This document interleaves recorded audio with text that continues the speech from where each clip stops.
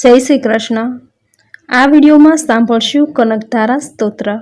આ સ્તોત્રનો નિત્ય પાઠ કરવાથી જીવનમાં ધનધાન્યની કમી નથી રહેતી, વૈભવ અને ઐશ્વર્યની છોડ વહે છે। ધનની દેવી મા લક્ષ્મી ધનની વર્ષા થતી હોય તેમ અપાર સંપત્તિ આપે છે। આથી આ સ્તોત્રને કનકધારા સ્તોત્ર કહેવાય છે।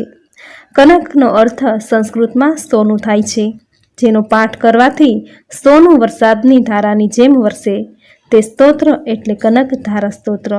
આ કનકધારા સ્તોત્ર શ્રીમદ આદિ શંકરાચાર્યજીએ રચેલું છે। શાસ્ત્રમાં વર્ણન છે કે એકવાર શંકરાચાર્ય દેશાટન કરતા કરતા એક ગરીબ સ્ત્રીના ઘર પાસે પહોંચ્યા। પેલી સ્ત્રીએ ઋષિને અર્પણ કરવા એક આમળું આપ્યું અને પોતાની આર્થિક સ્થિતિ જણાવી પૈસા માટે આજીજી કરવા લાગી। શંકરાચાર્યએ તેની પાસેથી આમળાનું ફળ લઈ મહાલક્ષ્મીનું ધ્યાન કરી ફળ ધર્યું અને આ સ્તોત્રનું પઠન કર્યું।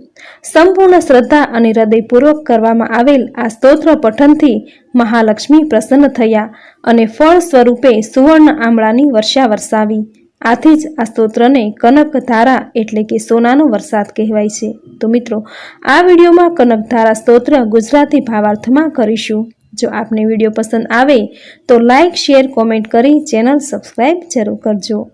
કનકધારા સ્તોત્ર શરૂ કરીએ। બોલો ધનની વર્ષા કરનાર મહાલક્ષ્મીની જય।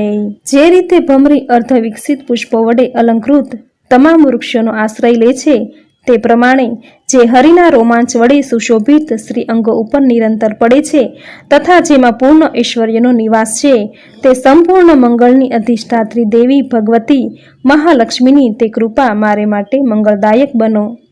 જે પ્રમાણે ભમરી કમળદળ પર આવી જાય છે અને ગોળ ગોળ મંડરાઈને ચક્રાવે છે, તે પ્રમાણે મૂળના શત્રુ મુરારી શ્રીહરિના મુખારવિંદ તરફ જે વારંવાર પ્રેમપૂર્વક જાય છે અને લાજને કારણે પરત આવે છે, તે સમુદ્રમાં સમુદ્ર કન્યા શ્રી લક્ષ્મી દેવીની મનમોહક મનોહર મુગ્ધ એવી દ્રષ્ટિમાળા મને ધન સંપત્તિ આપો। જે સંપૂર્ણ દેવતાઓના સ્વામી ઇન્દ્રપદનો વિકાસ વૈભવ આપવા માટે સમર્થ છે, મધુહંસાદ શ્રીહરિને પણ વધારે પ્રમાણમાં આનંદ આપનારી એવી તથા શ્રીનીલ કમલના અંદરના ભાગની જે મનોહર જણાય છે, તે લક્ષ્મી દેવીના અર્ધ ખુલ્લા નેત્રોની દ્રષ્ટિ ક્ષણભર માટે મારા પર થોડા વખત માટે જરૂરથી પડે। શેષશાહી ભગવાન શ્રી વિષ્ણુની ધર્મપત્ની શ્રી લક્ષ્મીજીના નેત્રો એટલે કૃપા દ્રષ્ટિ અમને ઐશ્વર્ય આપનારા નીવડો। એ નેત્રોની કીકીઓ અને ભ્રમરો કામદેવ જેવી સુંદર અને પ્રેમ પરવશ તથા અર્થ ખુલ્લા તથા નિર્નિમેષ નેત્રો વડે જોનારા આનંદ કંદ શ્રી મુકુંદને પોતાની નજીક હોવાથી થોડી તીરછી થઈ જાય છે। તે નેત્રોની કૃપા દ્રષ્ટિ અમને સંપત્તિ અને વૈભવ આપો।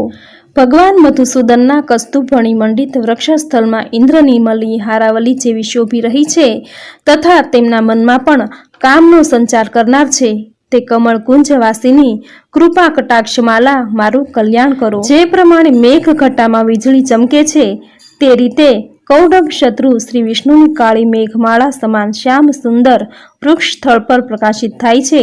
એમણે પોતાના આરવી ભાવથી ભૃગુ વંશને આનંદિત કરેલ છે। જે સમસ્ત વિશ્વની જનની છે, તે ભગવતી લક્ષ્મીજીની પૂજનીય મૂર્તિ મારું કલ્યાણ કરે। સમુદ્ર કન્યા લક્ષ્મી દેવીની તે મંદ અસલ મંથર અને અર્ધોન્મિલિત દ્રષ્ટિ, જેના પ્રભાવ વડે કામદેવ મંગલમય ભગવાન મધુસૂદનના હૃદયમાં પ્રભાવ વડે મહાદેવ મંગલમય ભગવાન મધુસૂદનના હૃદયમાં પ્રથમવાર સ્થાન પ્રાપ્ત કર્યું હતું, તે અહીંયા મારા પર પડો। કમળાદેવીની કૃપા દ્રષ્ટિ મારા ઉપર પડો। ભગવાન નારાયણની પ્રેયસી લક્ષ્મીજીના નેત્રરૂપી મેઘ દયારૂપી અનુકૂળ પવન વડે પ્રેરાઈને દુષ્કર્મરૂપી કામને ચિરકાળ માટે દૂર હટાવીને વિષાદરૂપી ધર્મજન્ય તાપ વડે પીડિત એવા મુજબ ગરીબરૂપી ચાતક શિશુ પર ધનરૂપી જળની ધારાને વૃષ્ટિ કરો। વિશિષ્ટ બુદ્ધિવાળા મનુષ્યો જેમના પ્રીતિ પાત્ર બનીને જે દયા દ્રષ્ટિના પ્રભાવ વડે સ્વર્ગ પદને સરળતાથી પ્રાપ્ત કરે છે, તે લક્ષ્મી દેવીની વિકસિત કમળના ગર્ભની જેવી કાંતિમયી દ્રષ્ટિ મને મનોવાંછિત પુષ્ટિ અર્પિત કરે। જે સૃષ્ટિ લીલાના સમય વાગ દેવતાના રૂપમાં સ્થિત હોય છે, પાલન લીલા કરતી વેળાએ ભગવાન ગરુડ ધ્વજની પત્ની લક્ષ્મીને રૂપે વિરાજમાન થાય છે તથા પ્રલય લીલાના કાળમાં શાકંભરી ભગવતી દુર્ગાયા ચંદ્રશેખર વલ્લભા પાર્વતી રૂપે છે. ત્રિભુવનના પિતા નારાયણે તે નૈત્ય યૌવના પ્રેયસી શ્રી લક્ષ્મી દેવીને નમસ્કાર. હે લક્ષ્મી દેવી, કર્મોના ફળને આપનારા શ્રુતિ રૂપે આપને પ્રણામ કરું છું. રમણીય ગુણોની સિંધુ રૂપા રતિના રૂપમાં આપને નમસ્કાર કરું છું. કમળ વનમાં નિવાસ કરનારા શક્તિ સ્વરૂપા લક્ષ્મીજીને હું નમસ્કાર કરું છું તથા પૃષ્ટિ રૂપા પુરુષોત્તમની પ્રિયા એવી શ્રી લક્ષ્મી દેવીને હું નમસ્કાર કરું છું. કમળવદના કમળાદેવી લક્ષ્મી દેવીને નમસ્કાર. ક્ષીર સિંધુ સંભૂતા શ્રી દેવીને નમસ્કાર. ચંદ્રમા તથા સુધાની સગી બહેન શ્રી લક્ષ્મી દેવીને નમસ્કાર. ભગવાન નારાયણની વલ્લભા શ્રી લક્ષ્મી દેવીને નમસ્કાર. કમળ સદ્રશ નેત્રોવાળી માનનીતા શ્રી લક્ષ્મી માતા આપના ચરણોમાં કરવામાં આવેલા પ્રણામ સંપત્તિ આપે છે, સંપૂર્ણ ઇન્દ્રિયોને આનંદ આપે છે, સામ્રાજ્ય આપના માટે સમર્થ છે તથા બધા જ હરી લેવા માટે હંમેશા ઉદ્યત છે. તે મને હંમેશા આશ્રય આપે.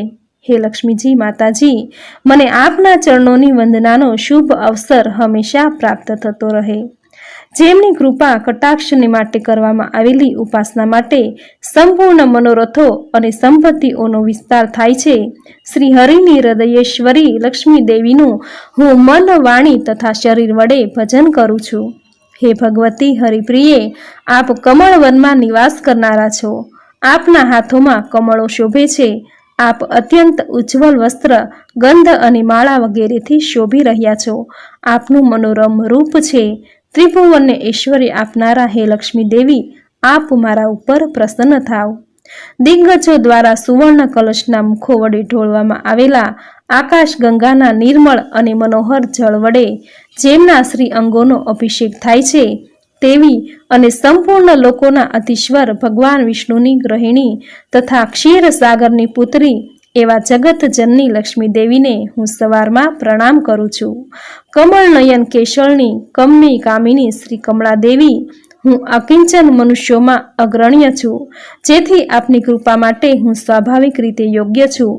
આપની ઉભરાતી કરુણાના પ્રવાહપુરમાં મોજાઓની જેમ આપના કૃપા કટાક્ષો વડે મારી તરફ જુઓ. જે લોકો આ સ્તુતિ વડે વેદત્રયી સ્વરૂપા ત્રિભુવનજનની ભગવતી લક્ષ્મીની સ્તુતિ કરે છે તેઓ આ ભૂતળ પર મહાન, ગુણવાન અને અત્યંત સૌભાગ્યશાળી બને છે તથા વિદ્વાન પુરુષ પણ તેના મનોભાવને જાણવા માટે ઉત્સુક રહે છે. આ સ્તુતિ કરવાથી પૃથ્વી પર યશ, ધન, ઐશ્વર્યાદિની પ્રાપ્તિ થાય છે. આ કનકધારા સ્તોત્ર શ્રીમદ શંકરાચાર્ય દ્વારા નિર્મિત છે. જે માણસ આ સ્તોત્રનો રોજ સવાર, બપોરે, સાંજે ત્રિસંધ્યા વેળાએ પાઠ કરે તે કુબેર સમાન ધનવાન બને છે. શ્રી કનકધારા સ્તોત્રમ સમાપ્ત. બોલો ત્રિભુવન જનની ભગવતી દેવી લક્ષ્મીની જય. તો આપણે સાંભળ્યું કનકધારા સ્તોત્ર. જે કોઈ વ્યક્તિ આ સ્તોત્રનો નિયમિત 3 સમય પાઠ કરે છે તેની દરિદ્રતા દૂર થાય છે, અપાર ધન સંપત્તિના માલિક બને છે. મહાલક્ષ્મીની કૃપા વગર કોઈ પણ વ્યક્તિ ધનથી સંતુષ્ટ નથી થતા. આથી નિત્ય કનકધારા સ્તોત્રનો પાઠ કરવાથી દરિદ્રતા દૂર થાય છે. જો પાઠ કરવાનો સમય ન હોય તો આ વિડીયો દ્વારા કનકધારા સ્તોત્ર નિત્ય સાંભળીને મહાલક્ષ્મીની કૃપા પ્રાપ્ત કરી શકાય છે. તો મિત્રો, તમે પણ મહાલક્ષ્મીનું ચમત્કારિક કનકધારા સ્તોત્રનો પાઠ નિત્ય કરી માતા લક્ષ્મીની કૃપા પ્રાપ્ત કરજો. કનકધારા સ્તોત્રનો આ વિડીયો સાંભળવો આપને જરૂર ગમ્યો હશે તો વિડીયોને લાઇક કરી ચેનલ સબસ્ક્રાઇબ કરી બાજુમાં બેલ આઇકન જરૂર પ્રેસ કરજો.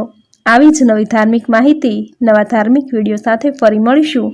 ત્યાં સુધી આપ સૌને મારા જય શ્રી કૃષ્ણ.